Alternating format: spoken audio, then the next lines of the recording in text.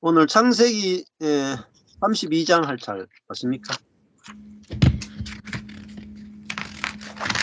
맞습니다. 맞습니다.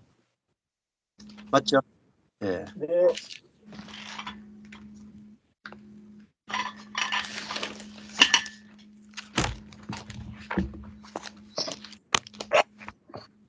예. 창세기 32장 같이 32장 1절에 야곱이 그 길을 진행하더니 하나님의 사자들이 그를 만난지라. 야곱이 그들을 볼 때에 이르기를 이는 하나님의 군대라 그 땅 이름을 마하나임이라 하였더라. 이렇게 되죠. 자, 여기 보면은 야곱이 뭐 하나님의 사자를 만나게 해달라고 기도하거나 뭐 금식하거나 간구한 적이 없죠. 그런데 야곱은 그냥 저 라반 장인어른 라반을 피해 가지고 이제 다시 가나안 땅으로 도망해서 돌아오는 길에 이 장인어른하고 이제 언약 관계를 맺고 이제 헤어져서 정말로 가나안 땅으로 돌아오는 길이었습니다.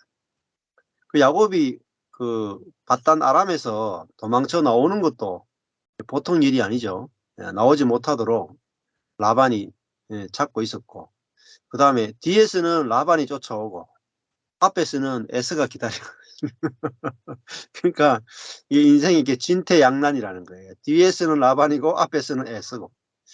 야, 이 인생에 참 하나님의 사람인데 이렇게 고생이 심해. 그러니까 우리가 하나님의 사람이라고 하나님이 편한 길만 주신다 이렇게 생각하면 안 된다 말입니다.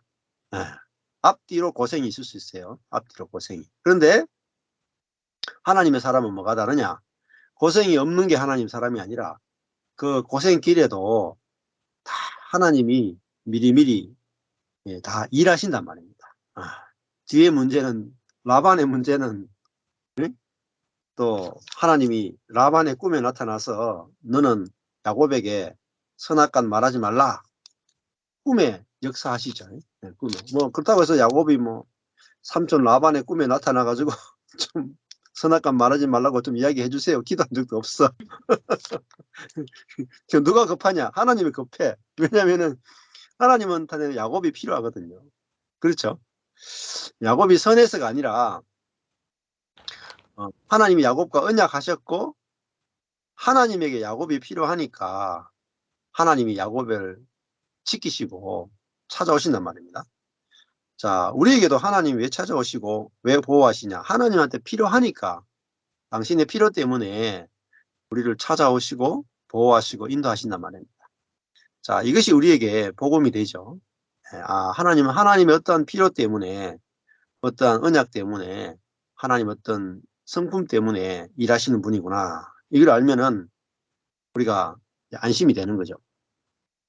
야곱은 앞에 지금 에서가 기다리는데 아직까지 이 라반한테 도망가는 게 더 큰 문제이기 때문에 아직 감이 좀 없어요. 그래서 일단은 내가 라반에게서 도망치는데 하나님이 이렇게 도와주셔가지고 이제 안전하게 라반하고 헤어지고 오히려 죽음의 위기에서 31장 55절에 라반이 아침에 일찍 일어나 손자들과 딸들에게 입맞추며 그들에게 축복하고 떠나 고향으로 돌아갔더라. 정말 죽을 위기에서 오히려 그 장인 어른에게 축복을 받고 같이 떡을 떼고 산에서 언약을 하고 헤어지는 아주 그런 은혜의 시간을 경험했죠. 죽음의 자리에서 은혜를 경험하는 그런 체험이 있었습니다. 이 32장에 가서 야곱이 이제 길을 진행해서 가나안 땅으로 돌아가는데 이제 앞에는 에서가 기다린단 말입니다. 야곱이 마음이 얼마나 콩닥콩닥 하겠어요? 자기 형이 자기를 죽이려고 그래가지고 바단 아람으로 도망가서 20년 살다가 돌아가는데 이 장인어른 문제도 참 보통 문제가 아니었는데 장인어른은 그래도 조금 낫고 자기 앞에는 정말 자기 형님, 형님이 자기를 죽이려고 하는 형님이 기다리고 있단 말입니다.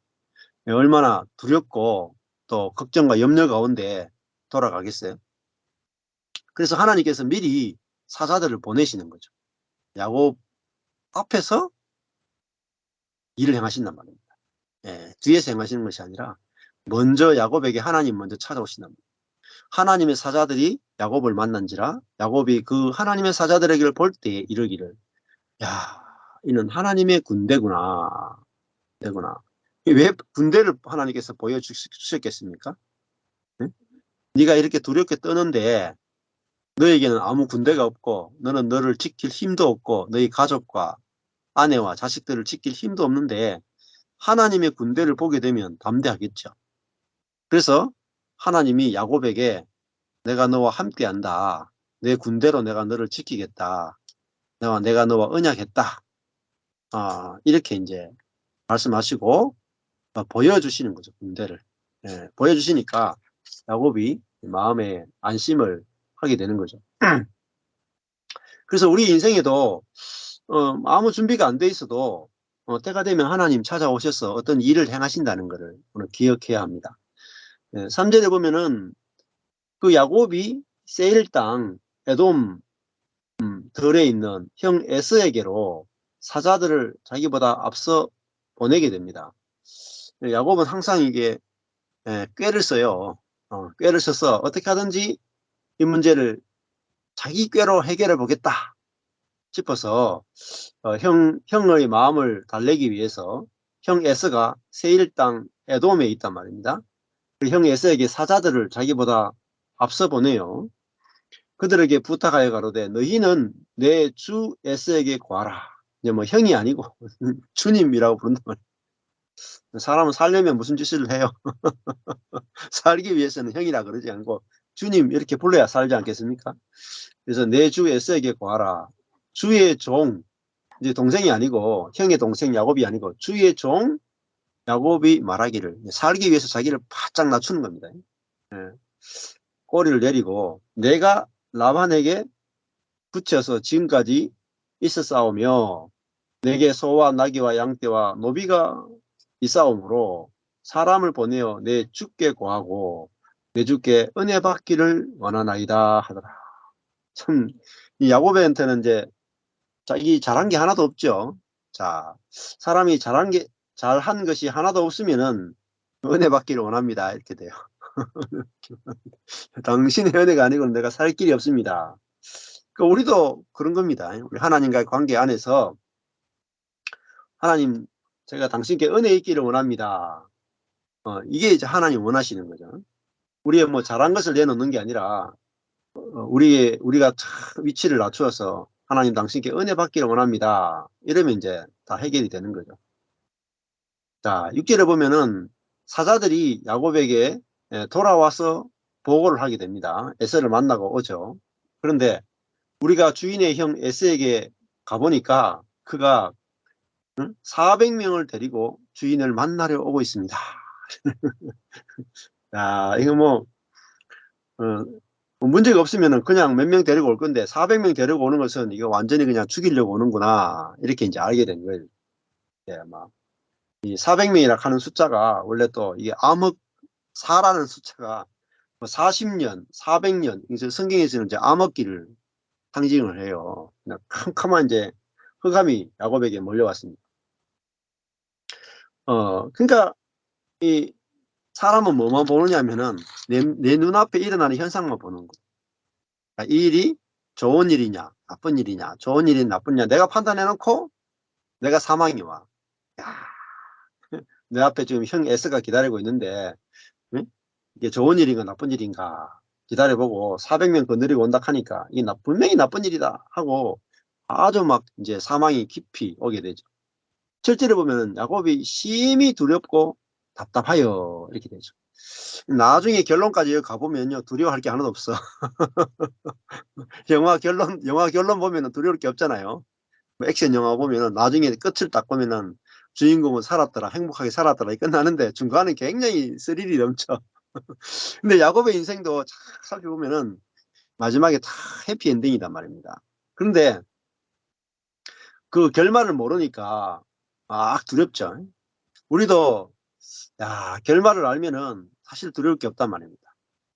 하나님이 이 야곱에게 언약하셨잖아요. 내가 너를 지키고 돌아오게 하겠고 너희 자손이 심히 번성해서 하늘의 땅 바다의 모래처럼 많아지게 하겠다. 이 약속의 말씀이 있단 말입니다. 분명히 하나님 언약하셨고 언약의 말씀을 주셨고 심지어 아까 저 두려워하지 말라고 하나님의 군대까지 보내가 다 작업을 해주시는데 언약도 있고 하나님의 군대도 보내주셨는데 야곱은 사시나무 떨듯이 떨어요.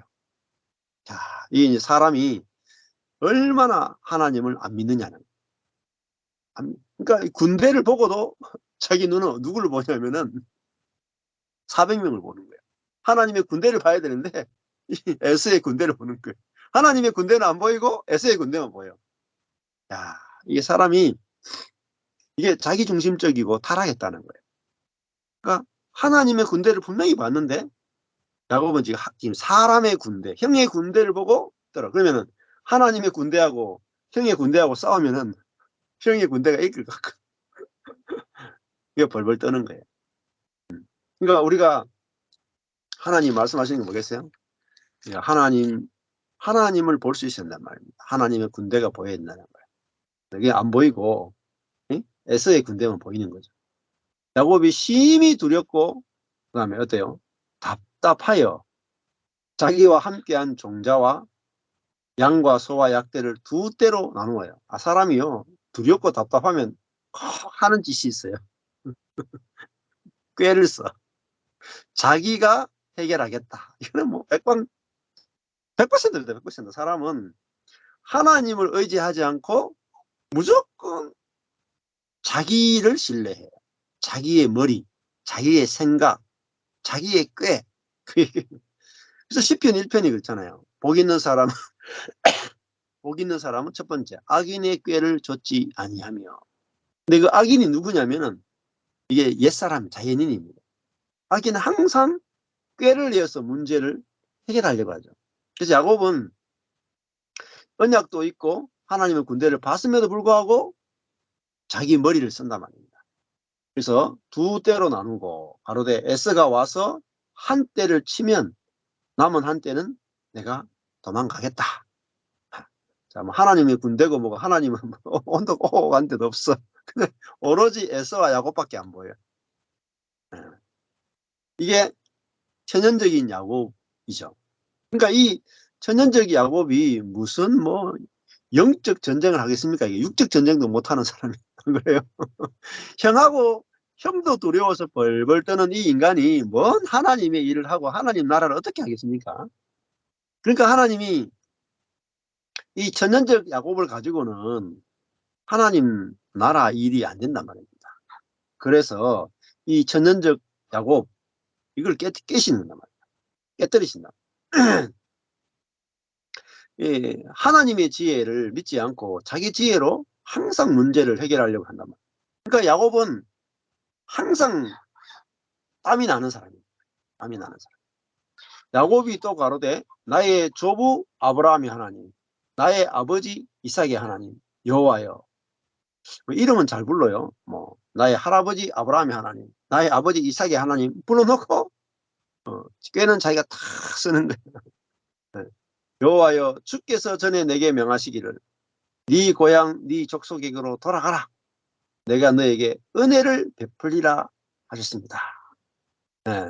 여기도 보면은 지금 5절에도 형님에게 은혜 받기를 원하나이다. 이렇게 말했죠. 9절에서는 하나님께 내 은혜를 베푼다고 약속 선하게 해주겠다. 이게 보면은 은혜를 베푸다가 여기는 야타브예요. 토부거든요. 토부. 선하게 해주겠다. 이 말 이렇게 약속하셨지 않습니까? 이제 급하니까 이제 기도가 나오죠. 10절에 나는 주께서 주의 종에게 베푸신 모든 은총은 헤세드예요. 언약적 사랑이 있나요? 언약적 사랑. 변치 않는 언약적 사랑이에요. 모든 언약적 사랑과 모든 진리는 에메트거든요. 신실함을 말해요. 하나님은 신실하시다. 약속에 대해서 하나님 변치 않고 신실하게 대해 주신다. 이게 에메트예요.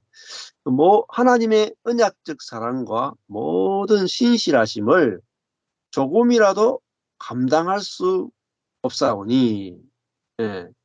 내 행위를 보니까 나는 엉망으로 살았는데 하나님 내게 언약적 사랑과 신실하심을 너무나 놀랍게 내게 베풀어 주셨는데 내가 이걸 받을 자격이 조금도 없습니다. 이렇게 이제 야곱이 고백을 하죠. 자, 그러니까 하나님이 원하는 게 이제 이런 고백이죠. 내가 내 지팡이만 가지고 이 요단을 건넜는데 지금은 이렇게 두 때 내 아내와 12 아들과 어마어마한 때를 이루고 이렇게 하나님이 내게 이걸 다 주셨습니다. 이렇게 이제 감사를 하게 되죠. 내가 주께 간구하오니 이게 진짜 하나님의 은혜로 되었다는 것을 야곱은 이제 경험을 하는 겁니다. 그러니까 하나님이 원하시는 건 뭐냐면은 하나님의 은혜를 아는 거예요. 예. 그래서 야곱의 어떠함과 상관없이 하나님이 이렇게 은총과 신실함을 베푸셨단 말이에요. 이걸 통해서 하나님은 야곱이 자기의 신실함이 아니라 하나님의 신실하심과 하나님의 사랑을 깊이 경험하는 자가 되기 원하고 이 경험을 해야 이제 야곱이 자기에게 심겨진 은총과 신실함을 잘하게 되면 다른 사람에게 분배할 수 있는 이 은총과 진리를 분배할 수 있는 사람이 되는 겁니다. 저절로. 그래서 하나님께서는 야곱에게 막 씨를 심으시는 거죠. 사랑과 신실함의 씨앗을 막 뿌리시는 거예요. 그러니까 야곱이 자기는 조금이라도 감당할 수 없는데 하나님께서 무한하신 은총과 진리, 그래서 두 때를 이루는 것을 경험을 해서 점점 야곱은 지금 은혜의 사람으로 변형되고 있는 걸 볼 수가 있죠. 이 은혜라고 하는 것을 전혀 모르던 사람이 20년 동안 이 바다 나라면서 하나님의 은혜를 경험하면서 이제 은혜에 대해서는 눈이 뜨여지는 거예요. 11절에 내가 주께 간구하오니 내 형의 손에서 에서의 손에서 나를 건져 내시옵소서. 내가 그를 두려워하오면 그가 와서 나와 내 처자들을 칠까 겁내미니이다. 예.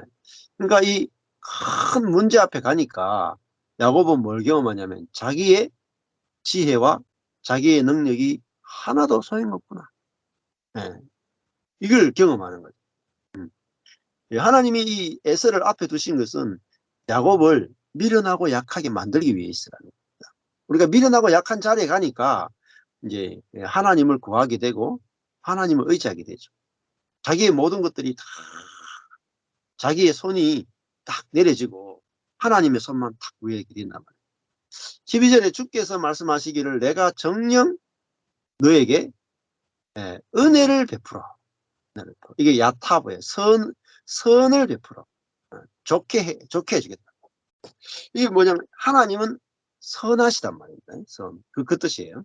내가 정녕 너에게 정녕 너에게 은혜를 베풀다가요. 원래는 원어로는 야타브예요. 그러니까 내가 선하게 하고 선하게 해서 이런 뜻입니다. 그러니까 이 히브리어에서 2번 반복하는 거 야타브는 최고로 선하게 해주겠다는 거예요. 최상급이에요. 2번 쓰면 최상급이에요. 그러니까 내가 너에게 최고로 선하게 해주겠다. 최고로 선하게.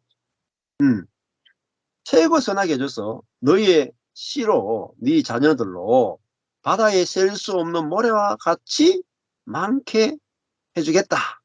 하나님이 내게 이렇게 말씀했지 않습니까? 이렇게 기도하는 거예요. 이 야곱이 기도할 때 보십시오. 야곱은 뭘 가지고 기도합니까?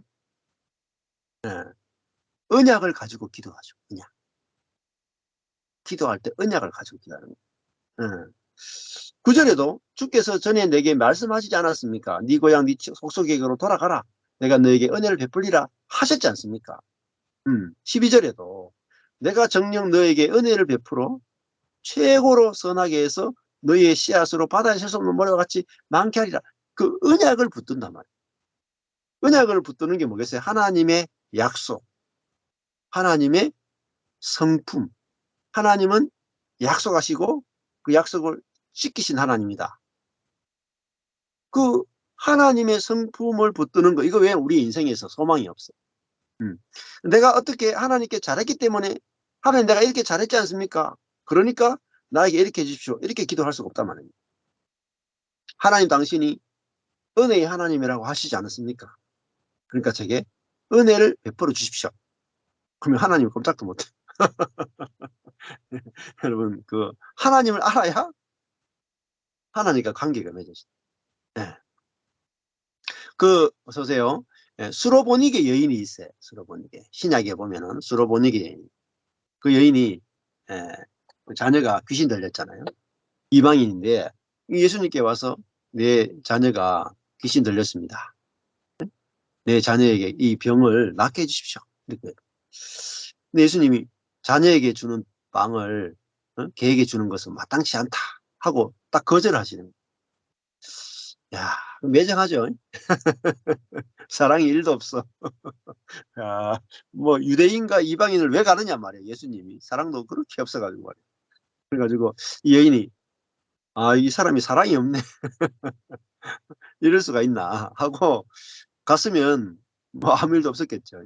근데 서로 보니기 여인이 뭐라고 말하냐면은 아니 그 개들도 자녀들의 상에서 떨어지는 부스러기는 먹습니다. 저에게 부스러기를 주십시오. 이렇게 구했단 말이에요. 예. 그러니까 자기를 개의 자리로까지 탁 낮추면서 예? 그 예수님께 예? 내가 그 은혜를 주십시오. 상에서 떨어지는 부스러기. 예. 뭐그 개가 자랐기 때문에 주는 게 아니잖아요. 그렇잖아요. 자녀들은 이뻐서 주지만은 개는 왜 줍니까?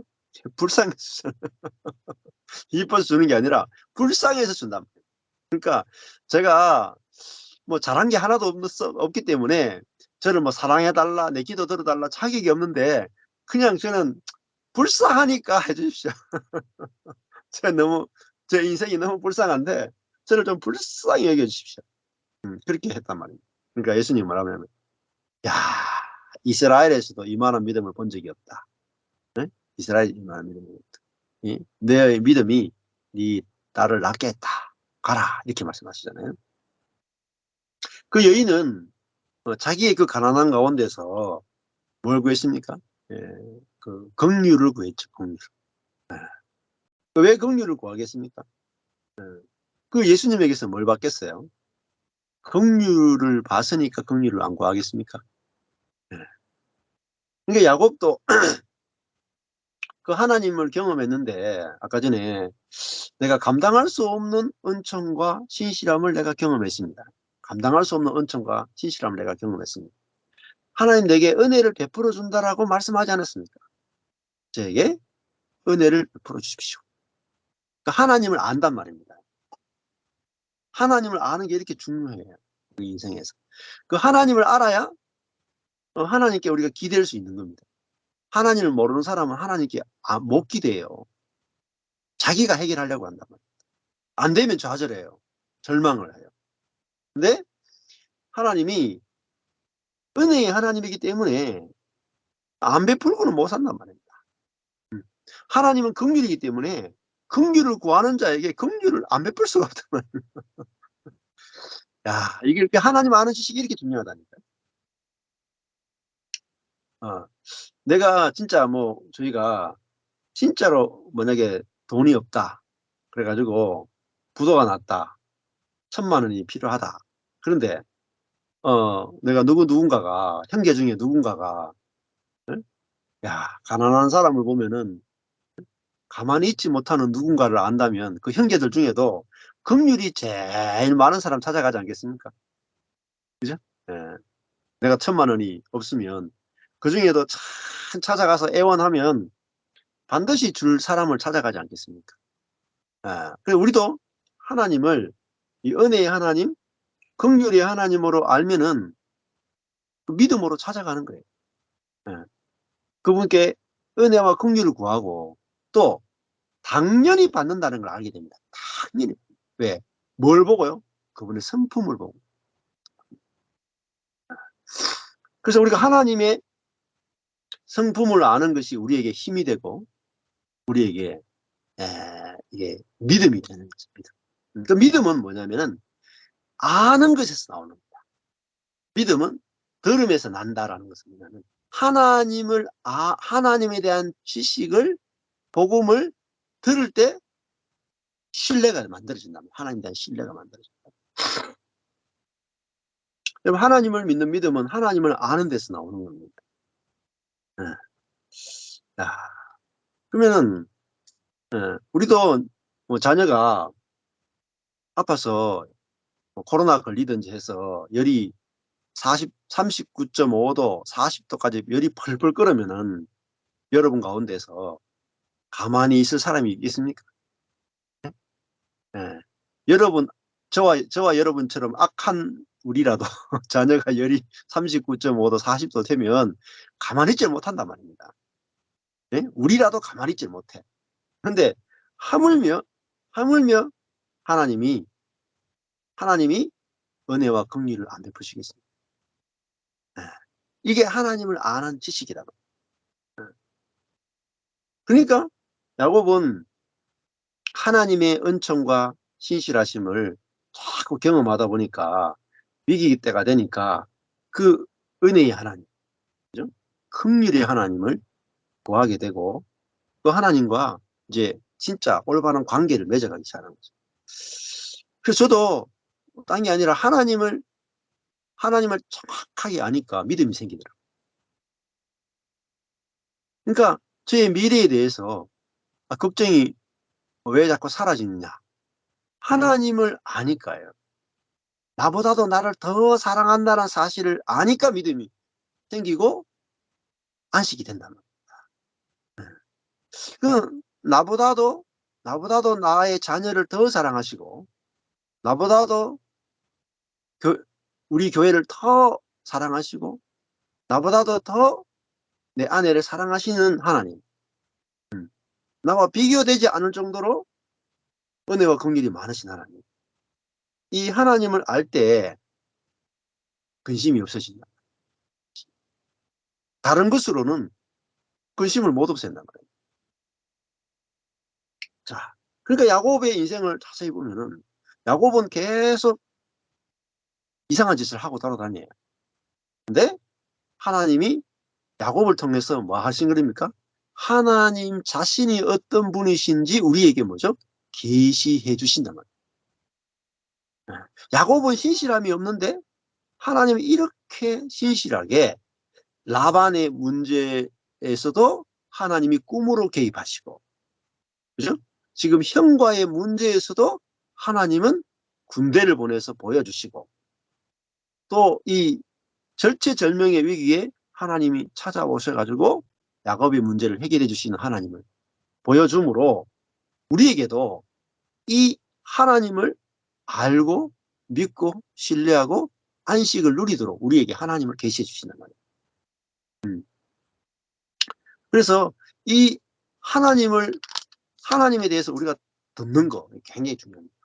믿음은 들음에서 나다. 그리고 하나님은 약속한 것을 절대로 어길 수가 없어요. 왜? 이 야곱과의 약속도 뭐죠? 언약이 뭡니까? 죽음으로 약속하는 거예요. 하나님이 약속을 안 지키면 자기의 생명을 내놔야 될 겁니다. 또 하나님은 자기의 말씀을 안 지키면 하나님 되심을 포기하는 거예요. 그러니까 우리가 어떤 누구의 말보다도 하나님 말씀을 더 신뢰할 수 있습니다. 우리 자녀들은 부모의 말을 기본적으로 신뢰하죠. 그죠? 부모님이 예를 들면은 네가 내가 지금 적금을 들고 있는데 내가 한 8월 달 되면 적금이 끝나서 1,000만 원을 찾으면은 내가 1,000만 원 줄게. 부모님 만약에 약속했다 칩시다. 그럼 여러분 믿지 않겠습니까? 8월 달 되면 부모님이 적금 만기되면 1,000만 원 주겠다. 이렇게 약속했으면 믿지 않겠습니까? 근데 부모님은 8월 달 됐는데 갑자기 누구 다른 형제가 큰 수술을 해. 그러면은 약속을 안 지켜. 야, 미안하게 됐다. 네 동생이 수술해서 동생한테 1,000만 원 줘야 되겠다. 근데 나는 한계가 있어가지고 약속은 했지만 더 급한 쪽 줘야 되겠다 하고 부모님은 약속을 어길 수 있단 말입니다. 그죠? 부모님은 약속을 어겨도 부모죠. 왜? 그럴 수밖에 없는 연약한 사람이니까. 예. 하나님은 그렇지 않단 말이에요. 하나님은 말씀하신 것을 안 지키는 순간에 하나님 되심을 포기 말과 행위가 다르면 하나님이 아니에요. 그러니까 우리가 하나님을 알면요, 하나님의 말씀은 곧 하나님 자신이기 때문에 우리가 하나님 말씀을 신뢰할 수 있단 말이에요. 아, 하나님 하신 약속은 절대적으로 신뢰할 수 있어요. 네, 이것을 알아야 우리가 비로소 안식을 하는 거죠. 야곱이 지금 형 에서를 만나는데 자기 능력으로 자기 꾀로 해결이 안 된단 말이에요. 인생의 문제는 자기의 자원으로 해결이 안 돼요.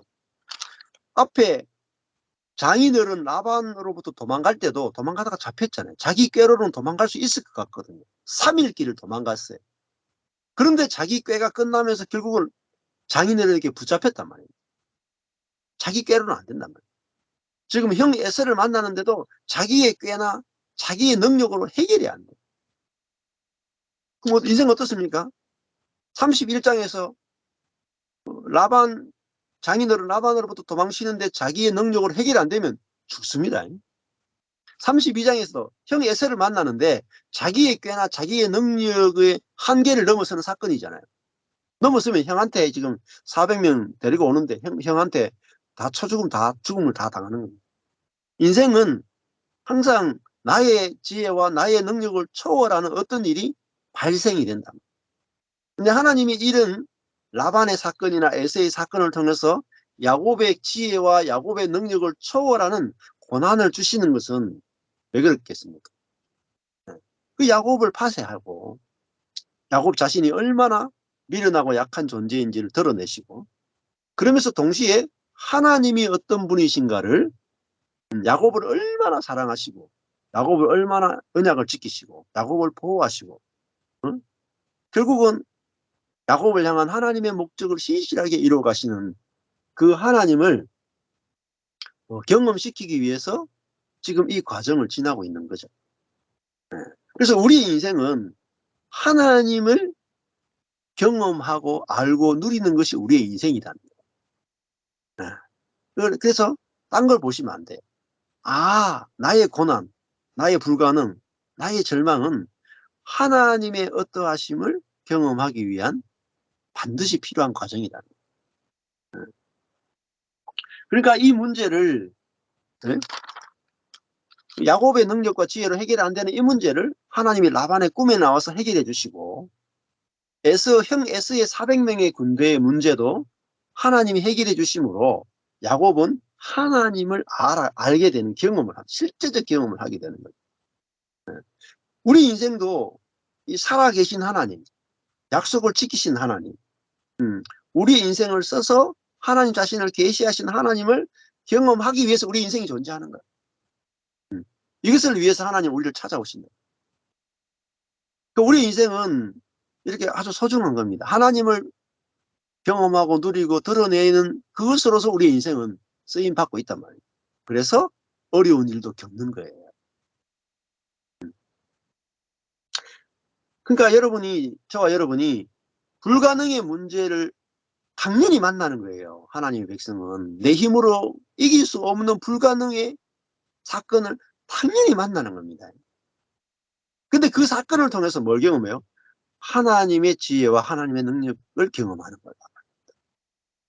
저 성경을 쭉 읽으면서 이걸 끊임없이 봅니다. 뒤에 출애굽기도 가보면은 하나님 백성인데 애굽에서 건져내서 하나님 어디로 딱 인도하시냐면 홍해 앞에 딱 인도하십니다.